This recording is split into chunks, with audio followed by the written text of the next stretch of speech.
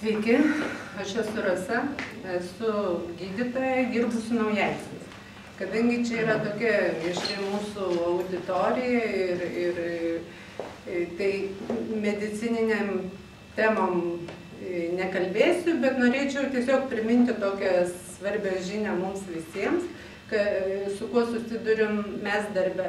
Tai apie skiepų svarbą. Ir tai sakau jums todėl, kad tai aktualu ir subrendusiam amžiui, kadangi visi žinom, kad skiepijami yra vaikai, bet dažnai pamirštame, kad skiepų nauda išnyksta žmogui subrendus. Tai dėl to raginčiau persiskiepyti suaugus, nes mes susiduriam darbe, kad nuo tėvų serga naujagimiai.